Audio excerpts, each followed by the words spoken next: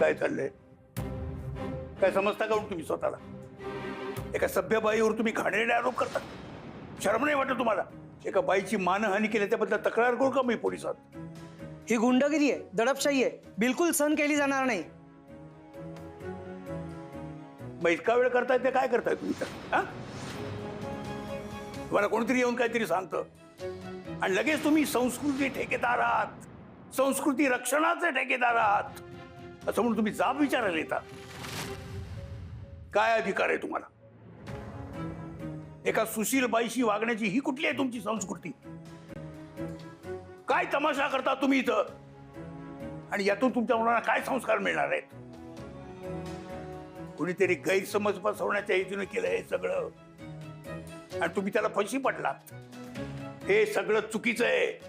हे असं काहीही होणार नाही. तरी मला संशय होताच की असं काहीतरी नसणार आहे म्हणून. नाहीच आहे. आणि समजा एखाद्या बाईने जर लग्न करायचा विचार केला त्यात काय गैर आहे?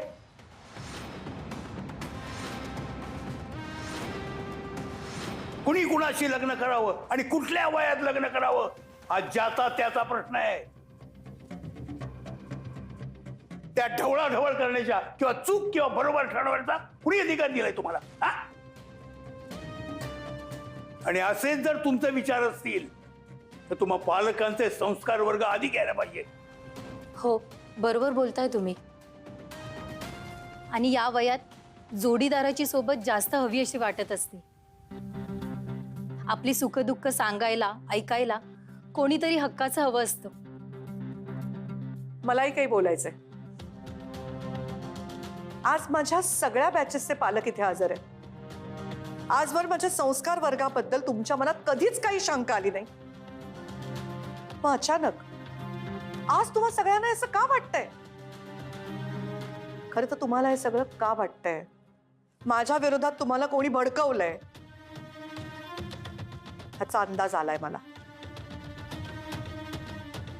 पण तुम्ही असे रिॲक्ट झालात. आज इतकी वर्ष मला ओळखताय, ती व्यक्ती मुद्दाम तुम्हाला हे करायला लावते हा विचार सुद्धा आला नाही तुमच्या मनात? त्या व्यक्तीने माजगावकरांच्या कुटुंबाच्या विरोधात खूप मोठं कारस्थान केलं होतं, जे माझ्यामुळे पोलिसांसमोर उघड झालं. तिच्यावरती गुन्हाही दाखल झालाय आणि त्याचा सूर ती व्यक्ती उगवते तुम्हाला मोहरा बनवून. आता समजा तुमच्या विरोधात इथे तुम्ही न्यूसन्स क्रिएट करताय म्हणून मी पोलीस स्टेशनला तक्रार केली, तर ती व्यक्ती येणार आहे का तुम्हाला वाचवायला? याचा विचार केलात तुम्ही जरा तरी? तुमच्या मुलांवरती चांगले संस्कार व्हावेत म्हणून त्यांना तुम्ही माझ्या संस्कार वर्गात पाठवलं ना. आणि तुम्ही मुलांसमोर कसला आदर्श ठेवताय? जर आपल्याला एखाद्याचं वागणं पटलं नाही तर त्याचा विरोध म्हणून नासधूस करायची, तोडमोड करायची, हे असे संस्कार तुमच्या मुलांच्या मनात रुजावेत असं वाटतंय तुम्हाला? माफ करा मॅडम, खरंच आम्ही तुमच्याबरोबर खूप चुकीचं वागलो. माफ करा. हिरा, ईशान,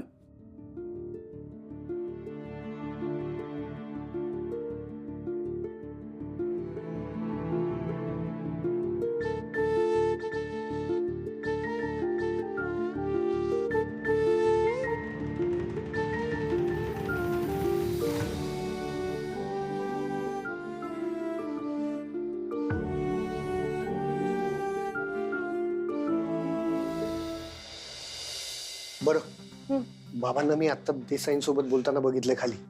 तुम्हाला लक्षात आहे ना काय बोलायचं ते? अरे हो काका.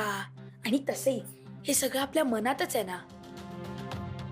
पुन्हा वेगळं पाठांतर वगैरे करायची काही गरज नाहीये. म्हणजे आपल्याला फक्त दरवाजाकडे लक्ष ठेवायला हवं. आजोबा आले की लगेच समजेल आपल्याला.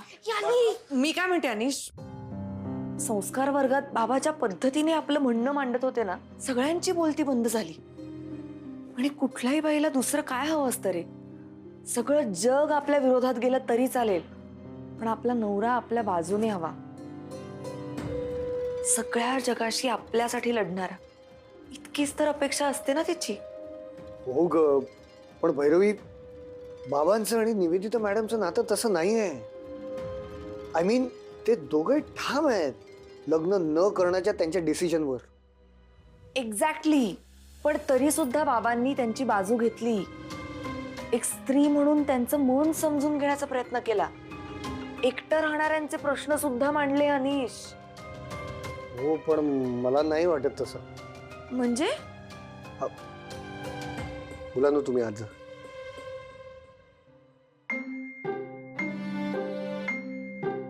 हे बघ, एखाद्या व्यक्तीच्या मनात एखाद्याविषयी जर भावना असते, म्हणजे तू त्याला प्रेम म्हण किंवा आपुलकी म्हण, ती जेव्हा असते ना, तेव्हाच एकमेकांना समजून घेऊ शकतो आपण. आता माझंच बघ ना, जेव्हा स्वप्नाने तुझा जीव घेण्याचा विचार माझ्यासमोर मांडला, तेव्हा मला तुझ्या प्रेमाची जाणीव झाली आणि म्हणूनच मी तिला चांगली समज देऊ शकलो. म्हणजे पुरुषांच्या मनात भावना असतात, पण त्यांना त्याची जाणीव होतेच असं नाही. एक्झॅक्टली. आता कसं बोललीस? आय गेस म्हणूनच संस्कार वर्गात बाबांनी इतक्या आपुलकीने निवेदिता मॅडमची बाजू घेतली.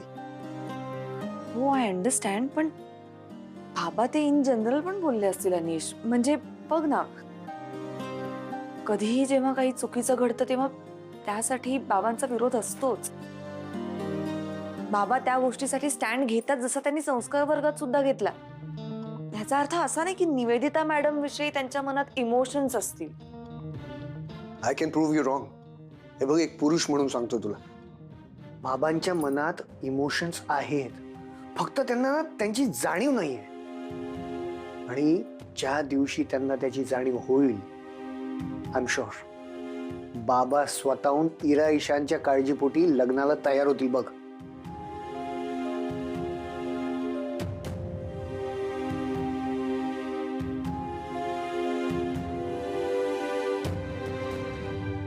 एवढ्या मेहनतीने सगळं जुळवून आणलं होतं मी.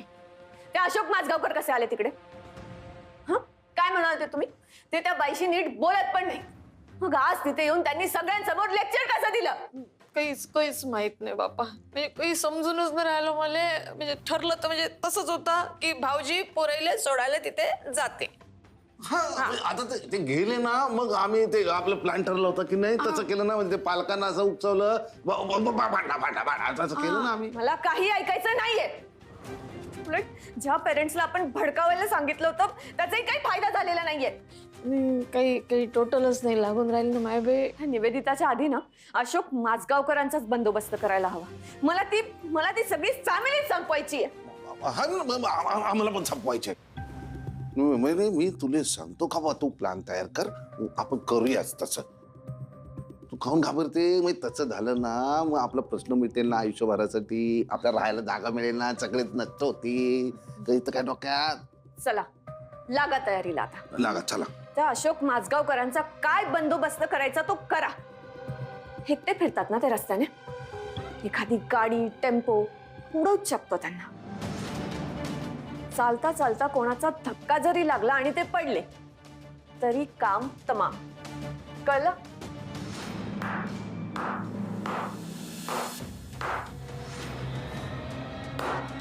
वा स्वप्ना, वा. Not bad. आजपर्यंत तुझं वैर भैरवीशी होता, कारण तिने तुला न जमलेला बिझनेस उत्तमरित्या करून दाखवला. मग मी तुझ्या वाटेत आलो, म्हणून मी तुझा शत्रू झालो. आणि आता माझे बाबा सुद्धा तुझ्या लिस्टमध्ये आहेस. हो, तुझ्या सगळ्या फॅमिलीला हेट करते मी. खुशाल कर, पण ते स्वतःपुरतं ठेवायचं. त्या नादात जर पुन्हा काही चूक केलीस तर गाठ माझ्याशी आहे. काय करशील तू? मी काय नाही करणार ते विचार. स्वप्ना, माझ्या घरचे ना खूप साधे आहेत. मी नाहीये त्यांच्यासारखा. मी तुला सुधरवत बसणार नाही, डायरेक्ट नरकात पाठवीन. तुझ्यासारखे धमकी देणारे खूप बघितलेत मी. धमकी देत नाहीये मी आजपर्यंत गप्प होतो, कारण तू फक्त मला आणि भैरवीला त्रास देत होतीस. पण आता माझ्या बाबांना बदनाम करायला निघालीस. निवेदिता मॅडम, त्यांनाही आता ओढतेस. तेही त्यांचा काही संबंध नसताना. अगं मी रिस्पेक्ट करतो त्यांचा, माझ्या आईसारख्या आहेत त्या. तुला मी शेवटचं वॉर्न करतो, हे सगळे तुझे डावपेच थांबव. मी जर माझ्या वाईटावर आलो ना तर खूप महागात पडेल तुला. Baby, I was just joking. मी हे यांच्या सांगण्यावरून केलं सगळं. या दोघांकडे तर मी नंतर बघेनच, पण तुला जे सांगितलंय ते तू लक्षात ठेव. आणि हे बेबी शोना बाबू करत माझ्याशी पुन्हा बोलायचं नाही. तुझ्या जाळ्यात अडकणार नाही मी. एक्झॅक्टली. हा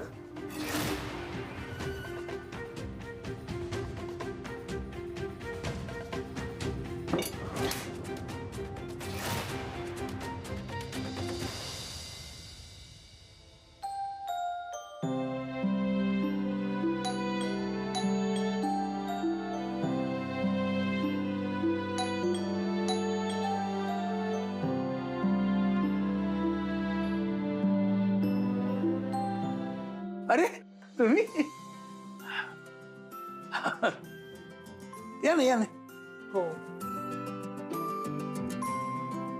सगळे कुठे दिसत नाहीये.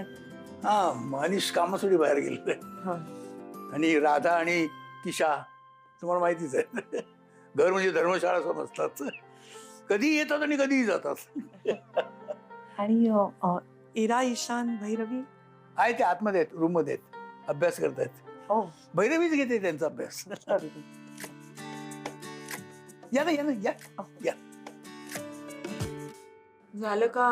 आलं होत आलं. एक मिनिट भाऊ, ईशान, तुम्हा दोघांना निवी आजीचा आवाज ऐकू येतोय? ती आलीये का इकडे? काय? खरंच का? इरुषा, ते दोघं बोलतायत ना, पण भाऊ आम्हाला त्यांना भेटायचंय. हो, आपण थोड्या वेळाने बाहेर जाऊया. त्या आणि आजोबा काहीतरी कामाचं बोलत असतील आणि आपण मध्येच असं डिस्टर्ब केलं चांगलं वाटेल का? त्यांना बोलू देत. तुम्ही आधी तुमचा होमवर्क पटपट पूर्ण करा, मग आपण जाऊया. तोवर त्यांचं बोलणंही होईल. चला. येस. पण भाऊ, निवी आजीचा आबा दोघांना न भेटत्या गेला तर? आपल्याशिवाय जाईल का ती? आणि तुम्ही दोघं तर त्यांचे इतके फेवरेट आहात. आपण जाऊया ना थोड्या वेळाने. तुम्ही आधी पूर्ण करा बरं होमवर्क. ओके.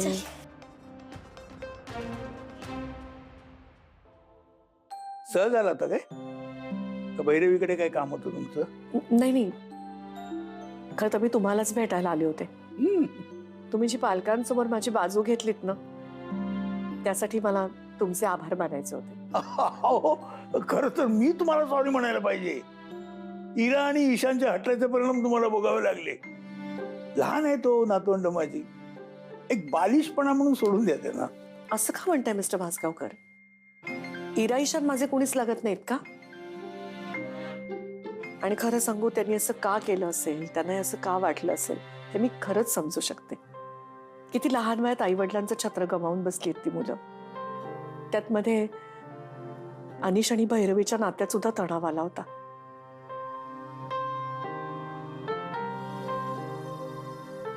मुलांवरती त्याचा परिणाम नक्की होतो. तुम्ही एकटे आहात. त्यांना असं एकत्र कुटुंब अनुभवायला नाही मिळालं. शाळेत इतर मैत्रिणींकडे ते पाहत असतील, त्यांच्याकडे जे आहे ते आपल्याकडे नाही, आणि दुसऱ्याकडे जे आहे ते आपल्यालाही मिळावं असं वाटणं हा तर मुलांचा स्वभावच आहे ना.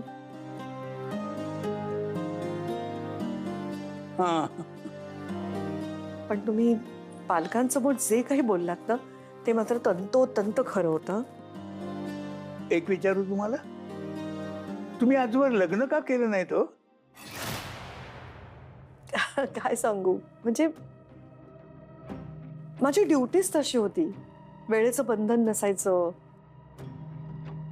वेळोवेळी कामावर जावं लागायचं. त्यात मला अतिशय प्रामाणिकपणे काम करायचं होतं. त्यामुळे लग्नाचा विचार नाहीच आला मनात. म्हणजे माझं लग्न माझ्या ड्युटीशी लागलं होतं असं म्हणा. पण ते मात्र नातं मी अगदी नोकरी असेपर्यंत प्रामाणिकपणे निभावलं. लहानपणी ना मला भातुकली खेळायला खूप आवडायची. माझी आई मला नेहमी म्हणायची, तू ना संसार चांगला करशील,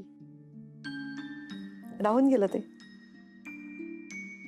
मग पुढे माझ्यावरती गार्गीची जबाबदारी आली. आता मी आणि गार्गी खूप छान आयुष्य जगतोय. खरंच मला तुमचा आदर वाटतो.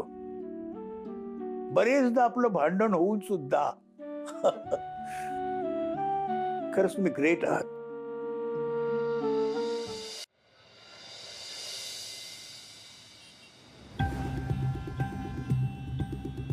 आहे काय कोण आहे काय येऊ आत येऊ आहे का कोण कोण नाही ना, या ना. आलो ना. बोंबलूनच राहिले. या ना लवकर. परशु पण नाही तो गेला असेल बायकोला भेटायला, त्याला जाऊ दे. बायकोला भेटायला का आलं नाही पण मला वाटलं काय माहितीये ना आलीच तरी असेल नाही ते बघायला. बाकी कोण नाही आपण ना? काय करू सरकत आहे, हा. आपण ना हा. चुपचाप आतमध्ये जाऊ, उतरी अच्छा. आणि झोपून चल चल चल कोण आहे रे? मला वाटलं कोणी हाक मारली मला. बाबू बाबू बाबू आम्हाला माफ कर बाबू. आमचं चुकलं बाबू. आम्हाला माफ कर बाबू. आमचं चुकलं बाबा. परत नाही करणार अशी चूक. नाही काय झालं बाबा ते आम्ही ते ही कोणती स्वप्न ना ती काय भरकटलो आम्ही तिच्या नादाला लागून. आता नाही लागत नाही, तिच्या. नाही. तिच्या मागे नाही लागत. स्वप्नात नाही लागत तिच्या मागे. माफ करा मला हे खरंच माफ करा सोडून द्या आम्हाला. तुम्ही ना कुत्र्याचं शेपूट आहात, शेपूट. किती वर्ष नळीत घालून ठेवलं तरी वाकड ते वाकडच. नाही मग आता हे पुत्राचं शेपूट वेगळं आहे ना आता ते सरळ झालंय ते. हो, आता आता नाही नाही आम्ही नाही काय करणार. आता नाही कितीही चान्स दिला तरी तुम्ही कधीच सुधारणार नाही. नाही करणार. किती वेळा माफ करायचं तुम्हाला. एकदा आता माझ्या बाबांपर्यंत ही गोष्ट पोचली आहे. मी तुम्हाला सोडणार नाही. याची शिक्षा तुम्हाला मिळणार. बाबू आता काय शिक्षा करशील बाबू. चला. आता काय बाबू मारतो सामना हे कायले मारतो. हे पकड. बाबू बाबू काय काय करणार करू मी? आम्हाला बांध दे तू.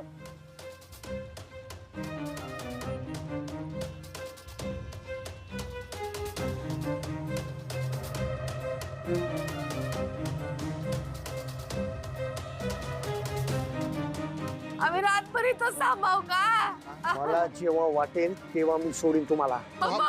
हीच शिक्षा आहे तुमची. मच्छर फोडून काढतील ना आम्हाला बाबू. मलेरिया होईल ना. मलेरिया काय डास चावतील तुम्हाला. मच्छर त्याचाही उपाय आहे मला. बाबा आहे माझा भाचा आहे ना वाचवेल तू आपल्याला काहीतरी सोडेल. काही समजत नाही तुम्हाला. ते बा- काय आणलं त्याने?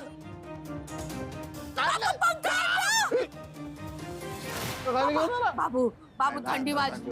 थंडीचे दिवस आहे बाबू. बाबू थंडीचे दिवस आहे ना. थंडीचे दिवस आहे बाबा. आता थंडी वाजली ना बाबू. बाबू मरून जाऊ नका. आता या पंख्याच्या वाऱ्यामुळे तुम्हाला मच्छरही चावणार नाही आणि मस्त आराम होईल तुमचा. लगेच बंद कर.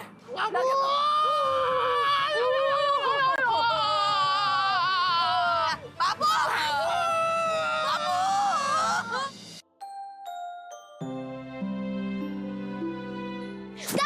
अरे काका, तुला काय अरे थांबा इरू ईशान. काका, तुला माहितीये का आज काय झालं? मी सांगणार आहे. गप्पा बसा. अरे काकाला आधी बसू तरी द्या मग सांगा गंमत. कसली गंमत. ते सांगतो पण आधी हे सांग तुझा मूड ऑफ काय? भैरवी, आपण त्या स्वप्नाला सुधारण्याचा खूप चान्स दिला पण तरी ती सुधरत नाहीये. तिचं काहीतरी करायला लागेल ना. आता काय केलं तिने? आज संस्कार वर्गात जे काही झालं त्यात तिचा हात असेल असा मला डाऊट होता म्हणून ते कन्फर्म करायला मी तिकडे गेलो होतो. पण जसं एक्सपेक्टेड होतं त्याप्रमाणे मामा मामी सुद्धा तिथेच होते. त्यांच्या बोलण्यावरून कळलं मला की हे सगळं त्यांनीच घडवून आणलंय. व्हॉट? आणि मुलांच्या पेरेंट्सना भडकवण्याचं काम या दोघांनी केलंय. पण त्यांचा डाव बाबांमुळे फसला आणि म्हणूनच ते आता बाबांचा बंदोबस्त करायचं प्लॅनिंग करतायत. व्हॉट? पण डोंट वरी, मी त्या स्वप्नाला चांगली धमकी देऊन आलोय. निवेदिता मॅडम आणि बाबांच्या वाटेला जर गेली तर गाठ माझ्याशी आहे. आणि मामा मामीचं काय, त्या दोघांनाही चांगलीच अद्दल घडवून आलोय. बाप रे. पण पण एक सांगू का अनिश, एका परीने हे जे काही घडले ना त्याच्या रिझल्टने आपलाच फायदा झालाय. म्हणजे तू ऐकशील ना तर तू खूप खुश होशील खरंच. काय झालं म्हणजे? तेच तर सांगतोय आम्ही तुला काका. आज संस्कार वर्गात जे काही घडलं ना त्यामुळे निविताई आणि आजोबांचा पॅचअप झालेला दिसतंय. म्हणजे आज निविताई घरी आल्या होत्या आणि गंमत म्हणजे त्या दोघांमध्ये एकदाही भांडण झालं नाही. इमॅजिन. वाव. म्हणजे फायनली आता गोष्टी योग्य ट्रॅकवर येत आहेत. हो प्लीज. आणि यापुढे योग्य ट्रॅकवरच राहू देत. नाईस. म्हणजे त्यांच्यातले वाद मिटतायत. तुम्हाला माहिती, मैत्रीची हीच पहिली पायरी असते. आता आपण एक काम करूया, त्या दोघांना एकमेकांबद्दल आदर वाटतोय ना, याला आपल्याला मैत्रीत कन्वर्ट करायचं आहे. कसं? कळेल, उद्या कळेल.